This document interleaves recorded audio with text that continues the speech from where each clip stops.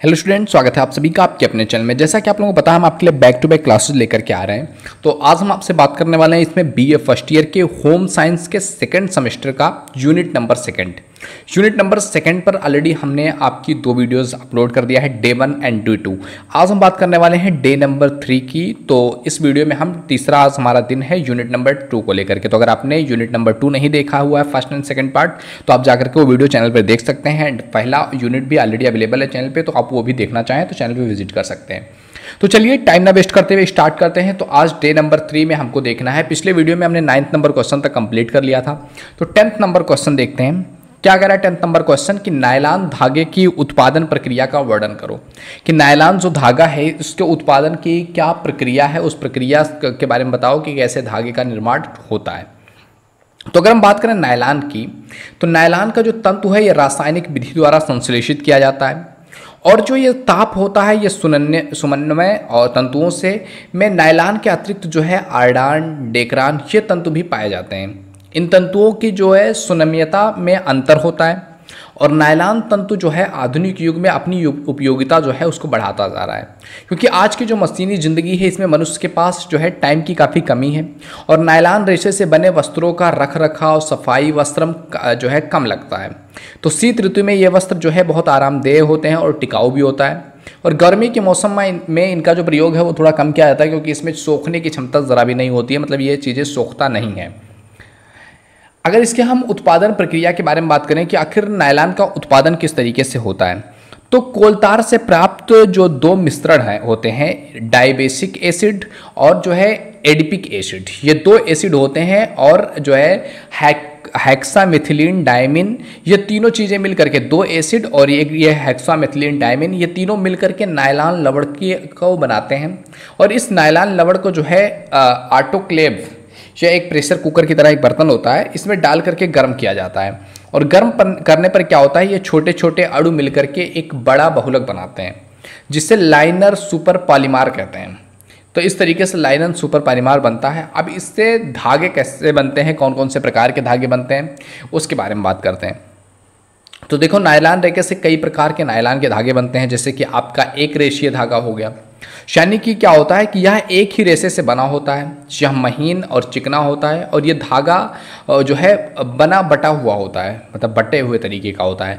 इस धागे का जो व्यास है उसको स्टेनरेट के छेद के बराबर देखा जा सकता है कि स्टेनरेट का जो छेद होता है स्पिनरेट का, उसके बराबर इसका जो विड्थ होता है, जो मोटाई होती है वो होता है। दूसरा होता है आपका बहुरेखीय धागा, यानी कि जब कई एक रेखीय धागाओं को आपस में मिला करके ऐंठन के द्वारा दे करके बहुरेखीय धागा बनाया जाता है, तो इस धागे को हम बट कर ऐंठन दे करके बनाया जाता है। अतः ये एक रेखीय धागे की अपेक्षा और भी ज़्यादा मजबूत हो जाता है, क्योंकि इसमें कई सारे एक रेखीय धागे मिले होते हैं। तीसरा धागा आता है आपका स्पन धागा। स्पन धागा क्या होता है कि नायलॉन का कपड़ा बनाते समय जो छोटे छोटे धागे बच जाते हैं, या फिर बड़े धागों को ही एक को 5 टुकड़ों में काट लिया जाता है, मतलब एक अगर धागा है पूरा उसको 5 टुकड़ों में छोटा छोटा काट लिया गया। तो अब क्या हुआ, इन छोटे छोटे रेशों को मिला करके आपस में खींच करके जो ऐंठन दी जाती है, ट्विस्ट दिया जाता है, उसको कहते हैं हम स्पन धागा। चौथा आता है आपका टेक्सचर्ड, यानी कि इस धागे के निर्माण के लिए जो है हाई प्रेशर एयरजेट मशीन का प्रयोग किया जाता है, जिससे ये टेक्सचर्ड बनते हैं, मतलब एक जो है एक तरीके का स्ट्रक्चर दे दिया जाता है। अगला है आपका स्ट्रेच धागा। इस धागे की विशेषता ये होती है कि खींचने के बाद ये धागा स्प्रिंग के समान खींच जाते हैं और पुनः वापस छोड़ने पर पूर्वावस्था में आ जाते हैं। आपने कहीं देखा हो स्ट्रेचेबल, आप जो पहनते हो स्ट्रेचेबल, मेरा जींस है, मेरा पैंट है, तो इस तरीके का आपके टी शर्ट स्ट्रेचेबल होते हैं। तो ऐसे धागे जो एक बार खींचने पर फिर से अपनी जगह धारण कर लेते हैं, वो कहलाता है आपका कि वो क्या है, स्ट्रेचेबल है। तो ये था आपका धागों के प्रकार के बारे में देख लिया कि हमने नायलॉन से कौन कौन से धागे बनते हैं, नायलॉन क्या है, नायलॉन बनने की प्रक्रिया, वो सारा कुछ हमने इस क्वेश्चन में देख लिया। अब बढ़ते हैं अगले क्वेश्चन की तरफ। 11th number question. 11th number question कह रहा है आपसे कि नायलॉन धागे की भौतिक और रासायनिक विशेषता के बारे में बताओ। तो नायलॉन जो धागा बनता है इसकी अगर हम भौतिक विशेषताओं के बारे में बात करें, तो सबसे पहले बात करते हैं इसके संगठन की। तो नायलॉन जो है वो एक रासायनिक और ताप सुमन्य रेशा है, जिसमें कार्बन, हाइड्रोजन, ऑक्सीजन और नाइट्रोजन जो है एक निश्चित रूप में मिले हुए होते हैं। अगर हम इसको सूक्ष्मदर्शी रचना के बारे में बात करें कि सूक्ष्मदर्शी से देखें तो क्या चीज़ें समझ में आती है, माइक्रोस्कोपिक इसका स्ट्रक्चर कैसा है, तो अनुप्रस्थ काट में नायलॉन का रेशा जो होता है वो गोल चित्तेदार दिखाई देता है। चमक के बारे में बात करें तो नायलॉन के रेशे में जो है काफ़ी चमक होती है, रेयान के समान इसकी चमक परिसज्जा द्वारा कम हो जाती है। नेक्स्ट अगर मजबूती की बात करें तो नायलॉन एक मजबूत रेशा होता है, इसके वस्त्र काफ़ी टिकाऊ होते हैं, बहुत कम फटते हैं।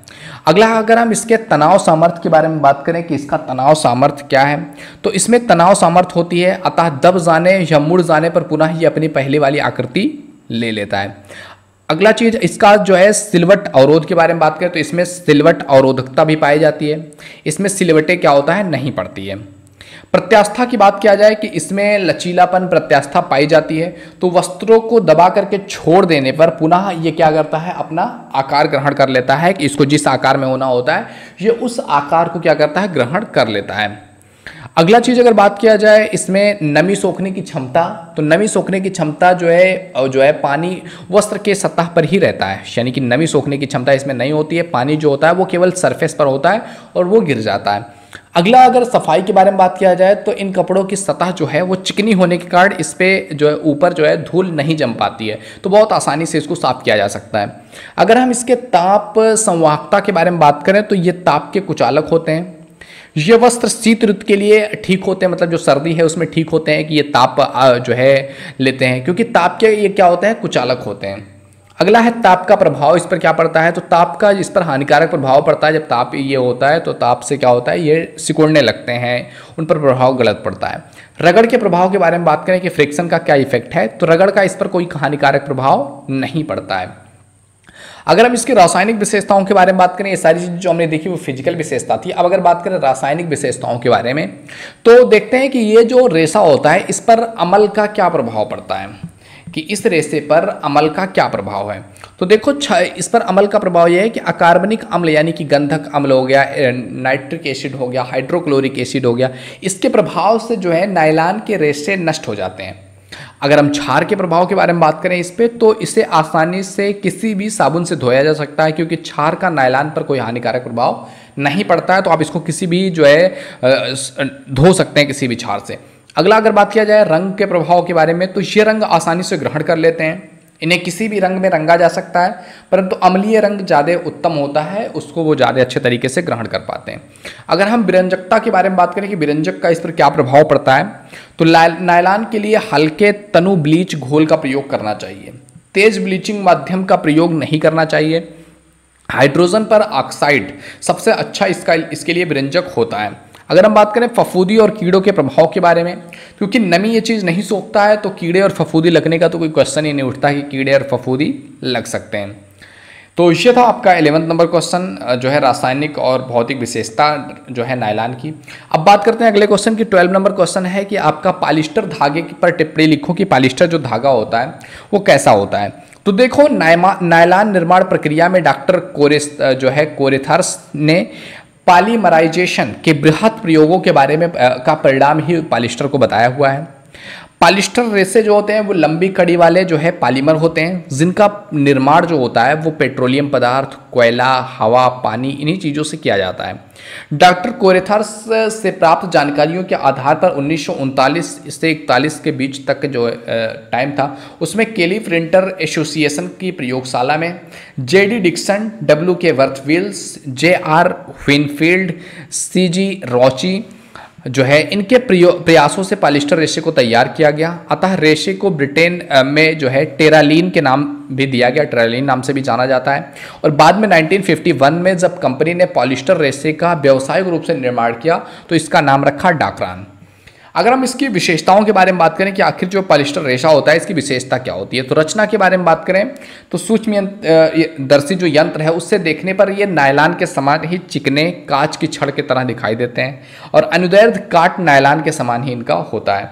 मजबूती की बात करें तो ये काफ़ी मजबूत तंतु होते हैं और टेरालीन का रेशा काफ़ी मजबूत होता है। घर्षण के इफेक्ट के बारे में बात करें इस पर पॉलिस्टर पर, तो इसकी मजबूती के कारण इस पर घर्षण का प्रभाव नहीं पड़ता है। अगर हम इसके प्रत्यास्था के बारे में बात करें तो इसमें प्रत्यास्था की कमी रहती है, यह आसानी से खिंचता नहीं है। प्रतिस्कंदता के बारे में बात किया जाए तो इसमें प्रतिस्कंदता होती है। कोडेल में जो है टेरिलीन से अधिक प्रतिशतता होती है, जिसमें सिलवटें नहीं बढ़ती है। अगर हम इसकी अवशोषकता के बारे में बात करें तो इसमें इस विशेषता की कमी पाई जाती है, यह पानी को जो है वस्त्र की ऊपरी सतह पर ही रहने देता है, इसे सोख नहीं पाता है। तो ये चीज़ होगी अवशोषकता में। अगर हम इसकी तापवहन क्षमता के बारे में बात करें तो ताप उष्मा के सुचालक होते हैं और छोटे रेशों से बने हुए होने के कारण पॉलिएस्टर जो होता है वो जल्दी गर्म नहीं होता है।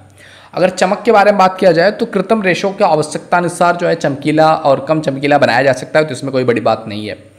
विशिष्ट इसके गुरुत्व के बारे में बात किया जाए तो ये जो है नायलॉन की अपेक्षा भारी होते हैं, क्योंकि इनका विशिष्ट गुरुत्व जो है ये 1.22 से लेकर के 1.38 तक होता है।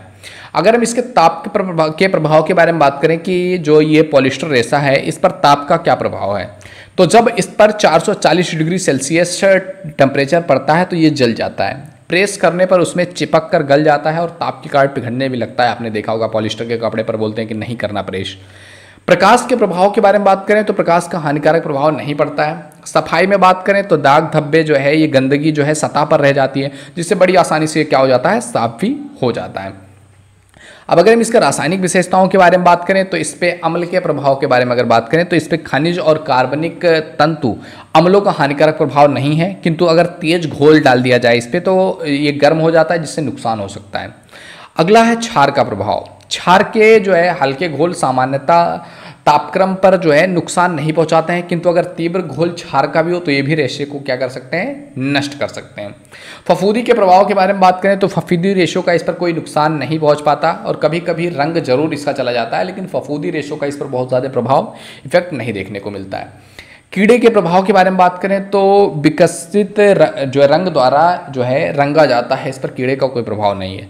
पसीने का प्रभाव, कोई हानिकारक प्रभाव पसीने का नहीं पड़ता है इस चीज़ पे। तो ये था आपका 12 नंबर क्वेश्चन, पॉलिएस्टर के बारे में हमने समझा। अब बात करते हैं 13 नंबर क्वेश्चन में रेयान के बारे में, कि रेयान के निर्माण की जो विभिन्न विधियां हैं उनके नाम और किसी एक विधि का जो है विस्तार से वर्णन करना है, उसके बारे में बात करते हैं। तो देखो अगर हम बात करें रेयान धागे की तो रेयान जो रेशे हैं उनके निर्माण की मुख्यतः 4 विधियां हैं। पहला विधि इसमें आता है आपका जो है नाइट्रोसेल्यूलोज विधि। अब नाइट्रोसेल्यूलोज विधि क्या है, तो रेयान के उत्पादन जो है इसकी सबसे पहली प्रक्रिया जो है इसी माध्यम से स्टार्ट हुआ था। इसका प्रारंभ सन 1884 ईस्वी में फ्रांस के काउंट हिलेर जो है चार्डोनेट ने किया हुआ था।